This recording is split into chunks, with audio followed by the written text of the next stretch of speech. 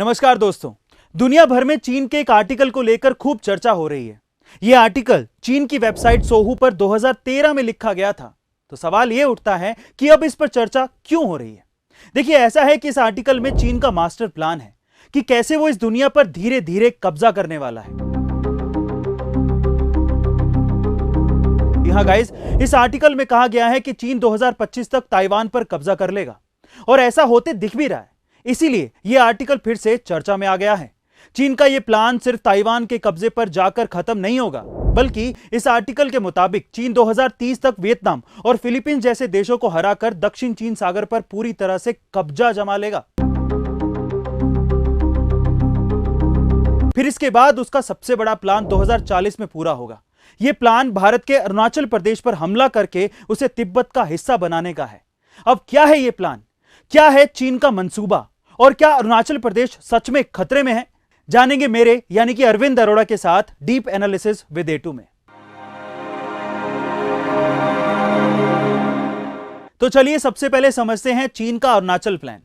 देखिए, चीन अरुणाचल प्रदेश को तिब्बत का दक्षिणी हिस्सा मानता है और चीन इस आर्टिकल के मुताबिक भारत को कई अलगाववादी आंदोलनों में धकेल देने का प्लान बना रहा है ताकि भारत का अरुणाचल प्रदेश से फोकस पूरी तरीके से हट जाए और इस मौके का फायदा उठाकर चीन अरुणाचल प्रदेश पर हमला करके उस पर कब्जा कर ले।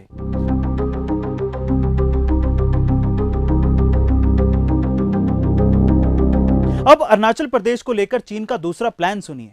मान लीजिए कि अगर चीन अपने पहले प्लान के मुताबिक अरुणाचल प्रदेश पर हमला करके कब्जा नहीं कर सका तो उसके पास दूसरा प्लान भी है।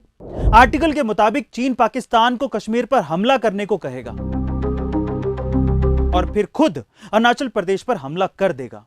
चीन का यह मानना है कि भारत दोनों मोर्चों पर एक साथ युद्ध नहीं लड़ सकता और ऐसी स्थिति में भारत कश्मीर और अरुणाचल प्रदेश दोनों को खो देगा। अब देखिए, ऐसा है कि यह तो चीन सोच रहा है, लेकिन भारत भी चीन को मुंह तोड़ जवाब देने के लिए पूरी तैयारी कर चुका है। भारत ने हाल ही में रशिया से S-400 जैसे डिफेंस सिस्टम को खरीदा है, जो कि चीन की मिसाइलों को हवा में ही नेस्तनाबूद करने के लिए तैयार है। साथ ही अग्नि 5 जैसी मिसाइल का सफल परीक्षण करके अपनी तैयारी को पहले से ही पुख्ता कर चुका है भारत।